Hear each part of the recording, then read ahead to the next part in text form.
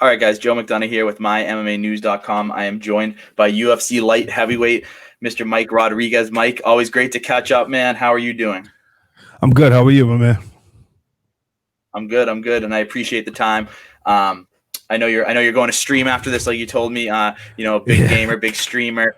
Tell the fans where they can get on these streams and watch you game it up. Twitch TV/MRodMMA. Okay. Sunday, Heard it here Tuesdays, first. and Thursdays at 1. Awesome. Twitch TV-MMA, Mike Rod MMA. Sorry.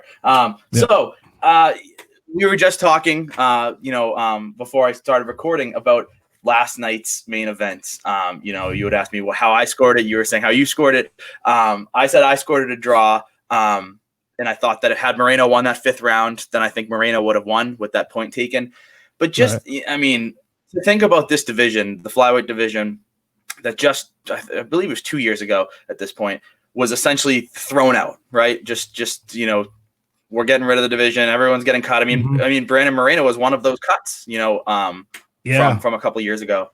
And to see that fight last night, just how great is it to see this division just flourish in the last year, and with guys like Brandon Moreno and Figueiredo. Oh man, dude, this division is. I'm a huge Mighty Mouse fan. So when he was the guy, I was all in on him still. But now it's so much more. It's so exciting because he was he was the top dog. So it was like everybody was getting fed to him. But now it's like, whew, last night's fight was crazy.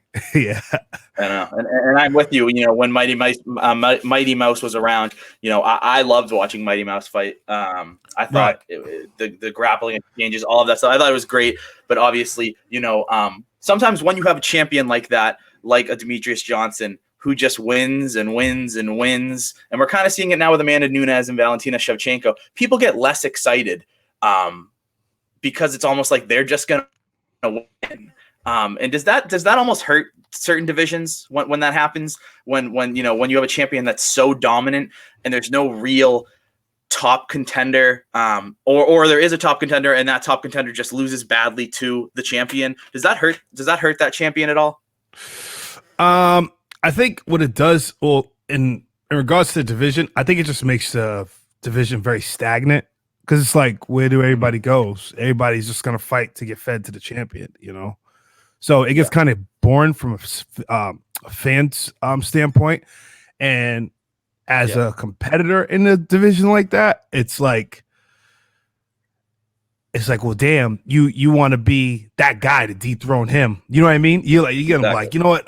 Fuck that. I'm gonna try to go and dethrone him. So it kind of puts puts a little chip on your back. But it's just wild how things are happening right now. It's crazy. And to do it in certain divisions like like how Henry Cejudo pretty much did in the 35 division, right? When he was champ. Yeah. Pretty much locked that division. Like it's cool. It's cool to see, but man, it's rough. It is. It is crazy, and I love the idea of I wonder if Henry Cejudo will be back this year with how things are looking at both 25 and 35. So while we're on this topic, has to come back. That's what I think. I think there's no chance that he just sits back and lets these, Mr. Triple C, that he's going to let people believe that he's not still the champion. So while we're on this topic here, I want to ask you, what is your fight of the year in 2020? Three come to mind. Last night's fight, obviously, Wiley Zhang versus Joanna. And Dustin Poirier versus Dan Hooker. Those would be my 3 choices. What do you have any others that you would consider? And what do you think right now is your champion of sorts? I saw all 3 of those fights, and I would have to go back and watch the Joanna fight again. But I think I'll probably go with that because I'm not gonna lie, I'm a huge Joanna fan. I like her fight style really a lot. So I'll probably I'm gonna have to be a little biased to say that's my favorite. Yeah, absolutely, the Queen of Violence. I love the Queen of Violence. She's the shit, man. She's awesome.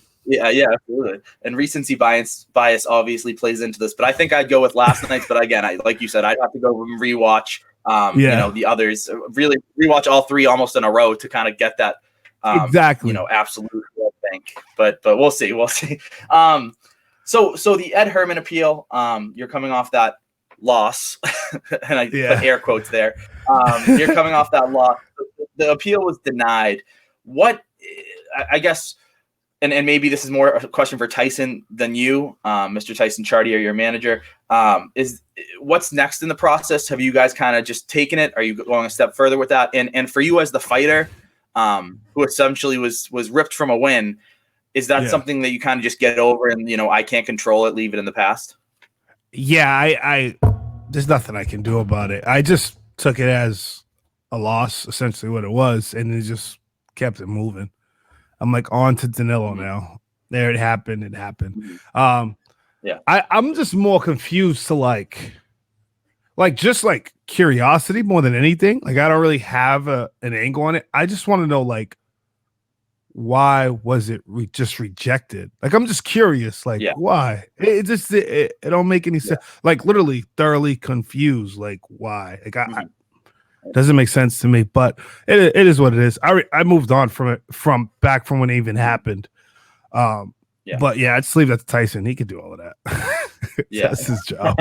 in the great hands of Tyson Chartier. No, I think that absolutely is what fans are thinking too. It's just kind of more so why. And I think I've spoken to Tyson since, and he had talked about only I think maybe 2 weeks later. I'd have to look back, but they had announced that replay would be in use tonight. So it almost looks like from your fight that they said, okay, let's put replay in play. But then when you appeal, no, it's rejected. So it just seems that's what it didn't make any sense because the following week, what's her name? The little Aussie chick, Lil Thick. I forgot her name. Jessie.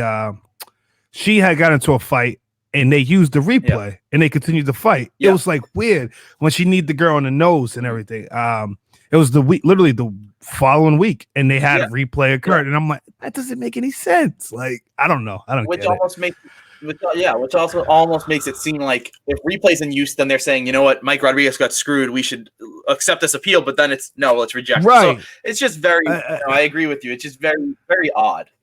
Yeah. But that being said, you've had a busy 2020. You're stepping in. Your next fight's in 2021, but essentially a 2-0 2020, but really 1-1. After some time off, how good did it feel to have this year? Obviously a big win, and essentially again another big win that some bad luck. But how good did it feel to kind of have the year that you had during this pandemic, when a lot of fighters are really kind of not fighting and having to sit back? It felt really good. I was really pumped about it. At first, it was like kind of like, we don't know how to do this. How will we do a camp and everything? Yeah. But man, Joe, he's the one that said it most. He said if he's like, this is the best time to fight in the UFC now and ever. He's like, they're going to be turning guys around left to right.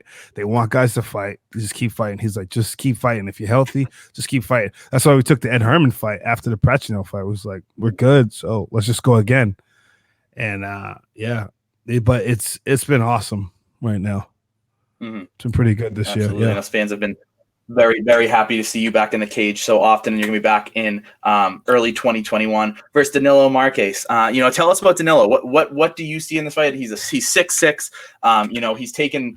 He's 1-0 in the UFC, I believe, by decision. So what do you see in this fight? Where do you see this fight? What do you see him bringing to the table? And how are you countering that? I know he's going to try to use his jiu-jitsu. He's I think he's a black belt under the great Damian Maia. I believe so. And he's going to try to get in and try to secure his takedowns.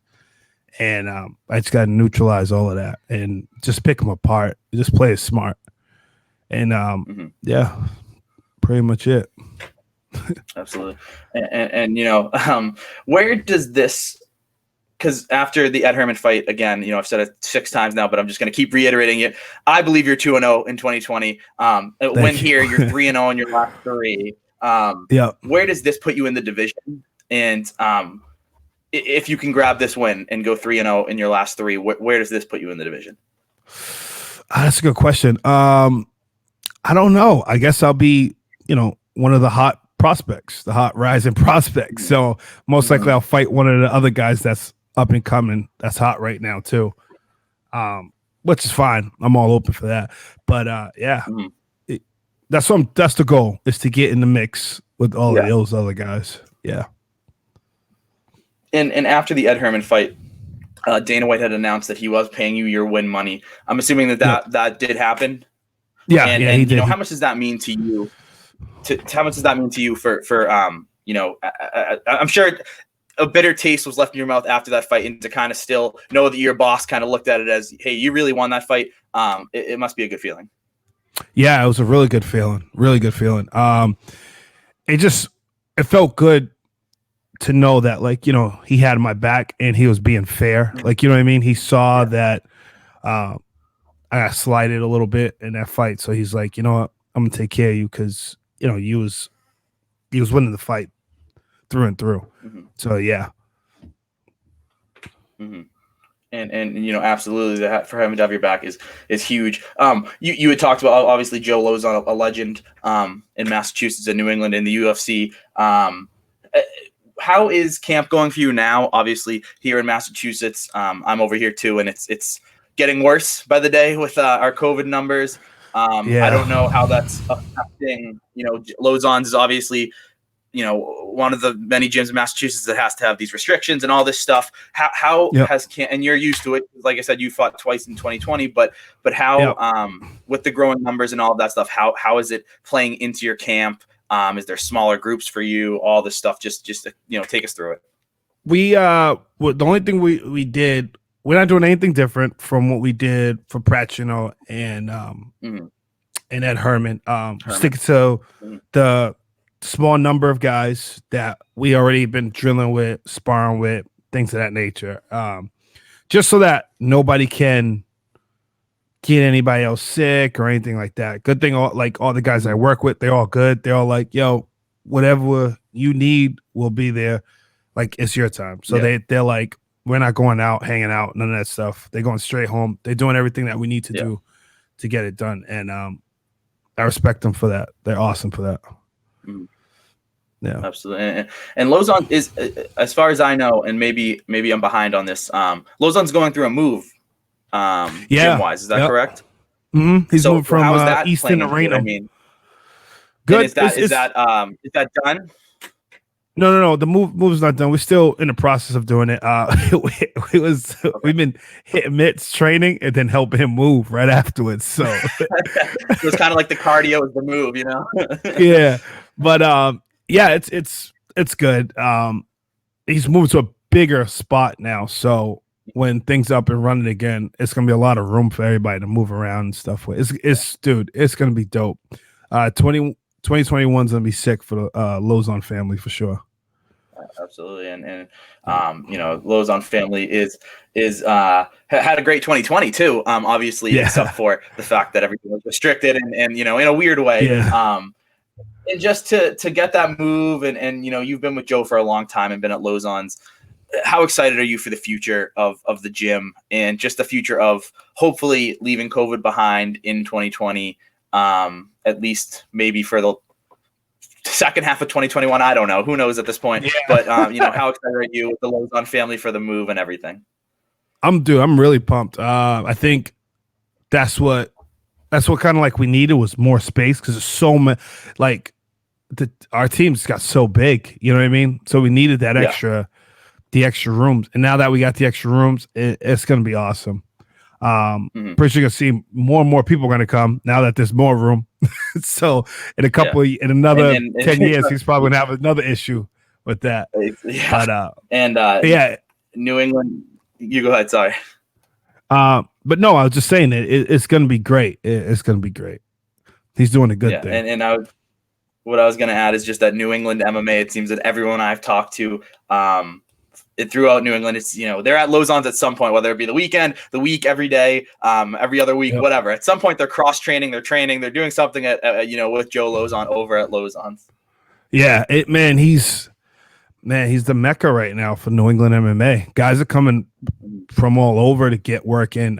It's been working for the last couple of years. We're like we're in New England. We should be fighting the rest of the world, not each other. So now that we got that good dynamic going, we're all working together, and we're doing great things. We are, definitely are. Yeah, which I love. I love the idea of New England as a family. Let's go fight out there in California. Let's go fight somewhere else, but we're not fighting each other. I love that dynamic in the local scene. So, the PS5 just came out. I forget. I've asked you this before. Are you a PlayStation or an Xbox guy? No, I'm a PlayStation. I don't have a 5 yet, but I'm gonna get one. But I was like, I'll wait. Yeah, the hype is too real right now. I'm like, I don't got time to be chasing them. You didn't feel like fighting anyone at the at Black Friday or anything to get your hands on one. Insanity. PlayStation 5 just insanity. Yeah. I saw people tenting out days before. I was like, I don't want it that bad. Yeah, I was like, no, I'm all set. Well, I know you got a stream coming up soon, so I'll let you go. After one more question, just sure. What do you have for a prediction for us? For my fight? Yeah. I'm gonna say I'm probably going to finish. I'm gonna finish Danillo in the second round. Hopefully not by low blow. Hopefully I hit his liver this time. But yeah, no more low blow.